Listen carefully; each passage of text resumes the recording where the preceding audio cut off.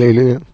ஆண்டவருடைய நாமம் மகிமைப்படுவதாக. பரலோக பிதாவே, இந்த வேதவாசிப்பு நிகழ்ச்சியை நீர் எங்களுக்கு ஆசிர்வதிக்கும்படிக்காக நாங்கள் உம்மை நோக்கி பார்க்கிறோம்.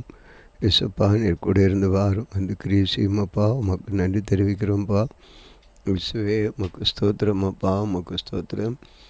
மகிழ்ச்சியை தேவன் கிரியை செய்து தாரும். உம்முடைய வல்லமை வழங்கட்டும். இயேசு கிறிஸ்துவ நாமத்தில் வேண்டிக் கொள்கிறோம் பிதாவே, ஆமென். அன்பினர்களே, இன்றைக்கு நாம் வாசிக்க வேண்டிய வேத பகுதி 1 நாளாகமம் 19ஆம் அதிகாரம். தொடர்ந்து இந்த நிகழ்ச்சிக்கு நேராக நாங்கள் உங்களை அழைக்கிறோம். இது உங்களுக்கு அதிக பயனுள்ளதாக இருக்கும் என்பதை உங்களுக்கு நான் தெரிவித்துக் கொள்கிறோம்.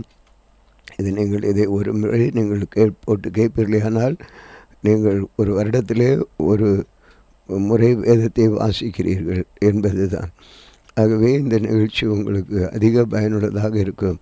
நீங்கள் சோதனை நேரத்திலும் வேதனை நேரத்திலும் சில வேளை வேதத்தை எடுத்து படிக்க முடியாத ஒரு நேரம் வரும்பொழுது கூட இதில் இதை நீங்கள் செல்லில் வைத்து நீங்கள் போட்டு கேட்பீங்கன்னா அதனால் உங்களுக்கு நிச்சயமாக வேதத்தை வாசிக்க முடியும். உங்களுக்கு வசதிக்கு ஏற்றார் போல தேவன் இந்த நிகழ்ச்சியை உங்களுக்கு ஆயத்தப்படுத்தி தந்திருக்கிறார். கர்த்தர் உங்களை ஆசீர்வதிப்பார்.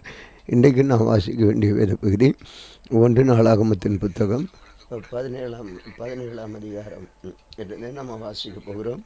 கர்த்தர் உதவி செய்வாராக. நன்றி. 1 நாளாகமம் 17ஆம் அதிகாரம். தாவீது தன் வீட்டிலே வாசமாக இருக்கிற பொழுது அவன் தீர்க்கதரிசியாகிய நாத்தானை நோக்கி, பாரும், நான் கேதுரு மர வீட்டிலே வாசம் பண்ணுகிறேன். கர்த்தருடைய உடன்படிக்கை பெட்டியோ திரையின் கீழ் இருக்கிறது என்றார். அப்பொழுது நாத்தான் தாவீதை நோக்கி, உம்முடைய இருதயத்தில் இருக்கிறது எல்லாம் செய்யும் தேவன் உம்மோடு இருக்கிறார் என்றார். அன்று ராத்திரியிலே தேவனுடைய வார்த்தை நாத்தானுக்கு உண்டாகி அவர், நீ போய் என் தாசனாகி தாவீதை நோக்கி, கர்த்தர் சொல்லுகிறது என்னவென்றால், நான் வாசமாக இருக்கிற நீ எனக்கு ஆலயத்தை கட்ட வேண்டாம். நான் இஸ்ரவேலை வரப்பண்ணின நாள் முதற்கொண்டு இந்நாள் வரைக்கும் நான் ஒரு ஆலயத்திலே வாசம் பண்ணாமல் ஒரு கூடாரத்திலிருந்து மறு கூடாரத்திற்கு, ஒரு வாசத்திலிருந்து மறு வாசத்துக்கும் போனேன். நான் சகல இஸ்ரவேலுடன் உலாவி வந்த எவ்விடத்திலாகிலும் நான் என் ஜனத்தை மேய்க்க கற்பித்த இஸ்ரவேலின் நியாயாதிபதிகளில் யாதொருவன் நோக்கி, நீங்கள் எனக்கு கேதுரு மரத்தால் செய்யப்பட்ட ஆலயத்தை கட்டாதிருக்கிறது என்ன என்று யாதொரு வார்த்தை சொன்னதுண்டோ? இப்பொழுது நீ என் தாசனாகிய தாவீதை நோக்கி, சேனைகளின் கர்த்தர் சொல்லுகிறது என்னவென்றால், நீ என் ஜனமாக இஸ்ரவேல் மேல் அதிகமாக இருக்கும்படி ஆடுகளின் பின்னே நடந்த உன்னை ஆட்டு மந்தையை விட்டு எடுத்து நீ போன இடமெல்லாம் உன்னோடு இருந்து உன் சத்துருக்களை எல்லாம் உனக்கு முன்பாக நிர்மூலமாக்கி பூமியில் இருக்கிற பெரியவர்களின் நாமத்திற்கு ஒத்த நாமத்தை உனக்கு உண்டாக்குனேன். நான் என் ஜனமாகி இஸ்ரவேலுக்கு ஒரு இடத்தையும் ஏற்படுத்தி அவர்கள் தங்கள் ஸ்தானத்திலே குடியிருக்கவும் இனி அவர்கள் அலையாமலும் முன்போலும் நான் என் ஜனமாகி இஸ்ரவேலின் மேல் நியாயாதிபதிகளை கட்டளையிட்ட நாள் முதற்கும் நடந்த போதும் நியாயக்கட்டின் மக்களால் எண்ணத்தை சிறுமைப்படாமல் இருக்கும் அவர்களை நாட்டினேன். உன் சத்துருக்களை எல்லாம் கீழ்ப்படுத்தினேன். இப்போதும் கர்த்தர் உனக்கு ஒரு வீட்டை கட்டுவார் என்பதை உனக்கு அறிவிக்கிறேன். நீ உன் பிதாக்களிடத்தில் போக உன் நாட்கள் நிறைவேறும் பொழுது நான் உனக்கு முன் ஒருவனாகி உன் சந்ததி எழும்ப பண்ணி அவன் ராஜ்யத்தை நிலைப்படுத்துவேன். அவன் எனக்கு ஒரு ஆலயத்தை கட்டுவான். அவன் சிங்காசனத்தில் என்னென்னைக்கு நிலைக்க பண்ணுவேன். நான் அவனுக்கு பிதாவாக இருப்பேன். நான் அவனுக்கு குமாரனாக இருப்பார். உனக்கு முன்னிருந்தவனை விட்டு என் கிருபையை நான் விலக்க பண்ணினது போல் அவனை விட்டு விலக்க பண்ணாமல் அவனை என் ஆலயத்திலும் என் ராஜ்யத்தில் என்னென்னைக்கு நிலைக்க பண்ணுவேன். அவனுடைய ராஜ்யம் என்னென்னைக்கு நிலை பெற்றிருக்கும் என்று சொல்கின்றார். நாத்தான் இந்த எல்லா வார்த்தைகளின்படி இந்த எல்லா தரிசனத்தின்படியும் தாவீதுக்கு சொன்னான். அப்பொழுது தாவீது ராஜா உட்பிரவேசித்து கர்த்தருடைய சமூகத்தில் இருந்து, தேவனாகிய கர்த்தர், தேவரீர் என்னை இதுவரைக்கும் கொண்டு வந்த அதற்கு நான் எம்மாத்திரம், என் வீடும் எம்மாத்திரம். தேவனே, இது இன்னும் உம்முடைய பார்வைக்கு கொஞ்சம் காரியமாக இருக்கிறது என்று தேவனான கர்த்தராக இருக்கிற நீர் உமது அடியானுடைய வீட்டை குறித்து வெகு தூரமாக இருக்கும் காலத்துக்கு செய்தியும் சொல்லி என்னை மகா மேன்மையான சந்திதி மனுஷனாக பார்த்தீர்.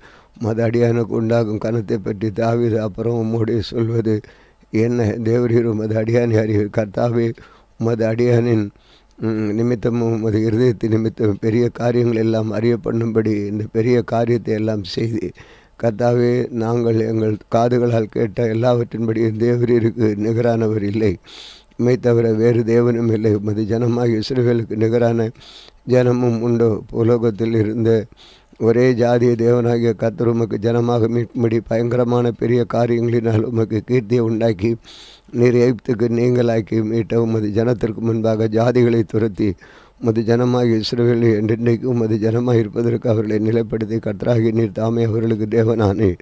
இப்பொழுதும் கர்த்தாவே தேவரீர் அடியானையும் அவன் வீட்டையும் குறித்து சொன்ன வார்த்தை என்றென்றைக்கும் நிலைவரப்பட்டிருப்பதாக. தேவரீர் சொன்னபடியே செய்தருளும். ஆம், அது நிலைவரப்பட்டிருக்கும். இஸ்ரவேல் தேவனாகிய சேனையின் கர்த்தர் இஸ்ரவேலுக்கு தேவன் என்று உமது அடியானாகிய தாவீதின் வீடு உமக்கு முன்பாக திடமானது என்று சொல்லப்படுமானால் அதனால் உமது நாமம் என்றென்னைக்கு மகிமைப்படவும் கடவுது. உமது வீடு கட்டுவேன் என்று சொன்ன தேவனாகிய கர்த்தனீர் உமது அடியான் செவிகளை வெளிப்படுத்தினீர். ஆகையால் உமதுக்கு முன்பாக விண்ணப்பம் பண்ண உமது அடியானுக்கு மனதைரியம் கிடைத்தது. இப்பொழுதும் கர்த்தாவே நீரே தேவன், நீரே உமது அடியானாய் குறித்து இந்த நல்ல விசேஷத்தை சொன்னீர். இப்பொழுது உமது அடியானின் வீடு என்றென்னைக்கு உமக்கு முன்பாக இருக்கிறபடிக்கு அதை ஆசீர்வதினீர். கர்த்தராகிய தேவரீர் அதை ஆசீர்வதித்தபடியினால் அது என்றென்னைக்கும் ஆசீர்வதிக்கப்பட்டிருக்கும் என்றார். அதிகாரம் 18. இதற்கு பின்பு தாவீது பெலிஸ்தரை முறியடித்து அவர்களை கீழ்ப்படுத்தி காத் பட்டணத்தை அதன் கிராமங்களையும் பெலிஸ்தரின் பையிலிருந்து பிடித்து கொண்டான். அவன் மோவாபியரை முறியடித்ததினால் மோவாபியர் தாவீதை சேவித்து அவனுக்கு காணிக்கைகளை செலுத்தினார்கள். சோபாவின் ராஜாவாகிய ஆதாரேசர் ஐப்ராத் நதியண்டையிலே தன் இராணுவத்தை நிறுத்தப் போகிற போது தாவீது அவனை ஆமாத்தின் கிட்ட முறியடித்தான். அவனுக்கு இருந்த 1000 ரதங்களையும் 7000 குதிரை வீரரையும் 20000 காலாட்களையும் பிடித்து ரதங்களில் 100 ரதங்களை வைத்து கொண்டு மற்றவைகளெல்லாம் துண்டாடி போட்டான். சோபாவின் ராஜாவாகி ஆதாரேசருக்கு உதவி செய்ய தமஸ்கு பட்டணத்தார் தீரியர் வந்தார்கள். தாவீது சீரியர்கள் 27,000 பேரை வெட்டி போட்டு தமஸ்கு எடுத்த சீரியாவிலே தானியங்களை வைத்தான். சீரியர் தாவீதை சேவித்து அவனுக்கு காணிக்கைகளை செலுத்தினான். தாவீது போன இடமெல்லாம் கர்த்தர் அவனை காப்பாற்றினார். ஆதாரேசரின் சேவருக்கு இருந்த பொன் பரிசைகளை தாவீது எடுத்து அவைகளை எருசலேமுக்கு கொண்டு வந்தான். ஆதாரேசரின் பட்டணாகிய திப்காத்திலும் கூனிலும் இருந்து தாவீது வெகு திரளான ஜனங்களையும் எடுத்து கொண்டு வந்தான். அதனால் சாலமன் வெண்கல கடல் தொட்டியையும் தூண்களையும் வெண்கல தட்டுமுட்டுகளையும் உண்டாக்கினான்.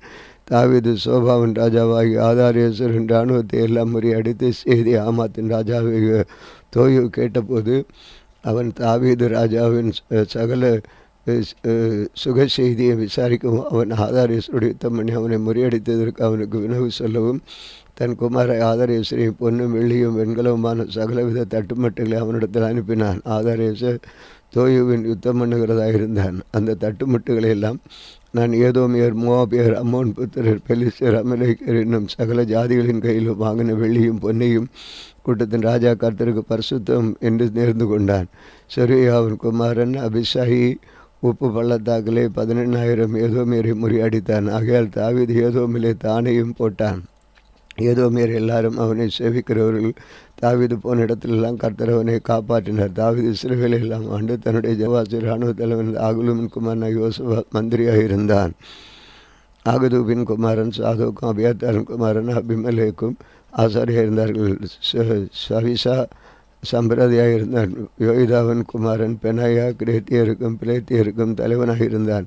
தாவீதின் புத்தர் ராஜாவினிடத்தில் பிரதானிகளாக இருந்தார்கள். அதிகாரம் 19. அதன் பின்பு அம்மோன் புத்திரன் ராஜாவாகிய நாகாஸ் மரித்து அவன் குமாரன் அவன் ஸ்தானத்திலே ராஜாவானான். அப்பொழுது தாவீது ஆணுவின் தகப்பனாகிய நாகாஸ் எனக்கு தயவு செய்தது போல நானும் அவனுக்கு குமாரன் இவனுக்கு தயவு செய்து என்று சொல்லி அவன் தகப்பனுக்கு அவனுக்கு ஆறுதல் சொல்ல ஸ்தான அதிபதிகளை அனுப்பினான். தாவீது ஊழியக்காரர் ஆனவனுக்கு ஆறுதல் சொல்ல அம்மோன் புத்திரரின் தேசத்தில் வந்தபொழுது அம்மோனின் புத்திரர் பிரபுக்கள் ஆணுவனை பார்த்து தாவீதை ஆறுதல் சொல்கிறவர்களை உம்மிடத்தில் அனுப்பினது உம்முடைய தகப்பனை கணவனதற்கு உமக்கு தோன்றுகிறதோ?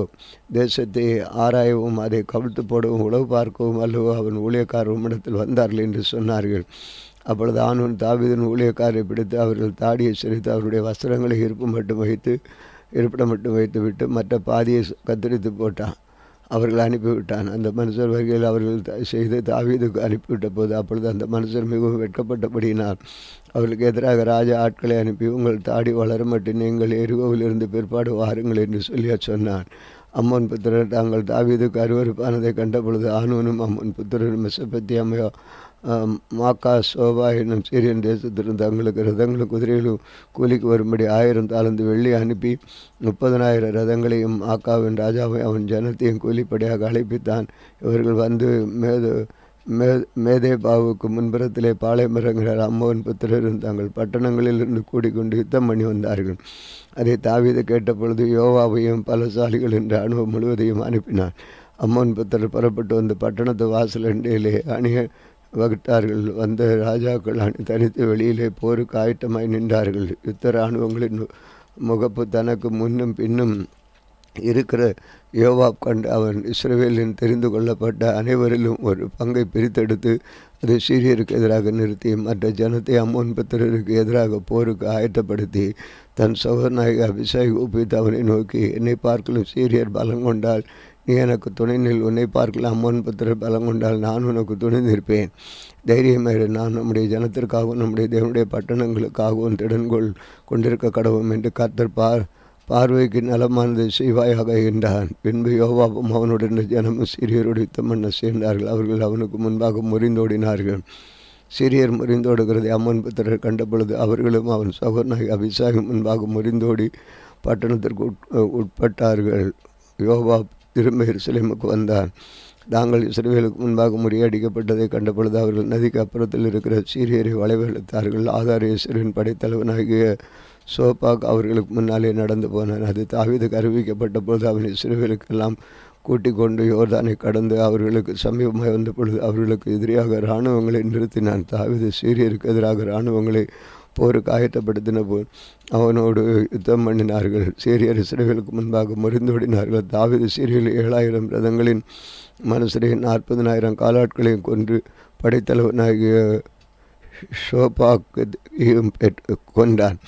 நாங்கள் இஸ்ரவேலுக்கு முன்பாக முறியடிக்கப்பட்டதை ஆதாரேஸ்வரின் சேவகர் கண்டபொழுது அவர்கள் தாவீதுடைய சமாதானம் பண்ணி அவனை சேவித்தார்கள். அப்புறம் அம்மோன் புத்திரருக்கு உதவி செய்ய சீரியர் மனதில்லாதிருந்தார்கள். ஆம், வாசிக்க வேண்டியது வாசித்தோம். ஜெபி அன்பின் ஆண்டவரே, இந்த வேளையிலும் இந்த நிகழ்ச்சியை எங்களுக்கு ஆசீர்வதித்ததற்காக உமக்கு நன்றி தெரிவிக்கிறோம். தொடர்ந்து கிரியை செய்யும் இயேசு கிறிஸ்துவின் நாமத்தில் வேண்டிக் கொள்கிறோம் பிதாவே. ஆமேன், ஆமேன். இந்த நாளிலும் எங்களுக்கு விரோதமாய் கிரியை செய்கிற சகல அந்தகார வல்லமையின் ஆவிகளையும் இயேசு கிறிஸ்துவின் நாமத்தில் கடிந்து கட்டுகிறோம். ஆமேன், ஆமேன்.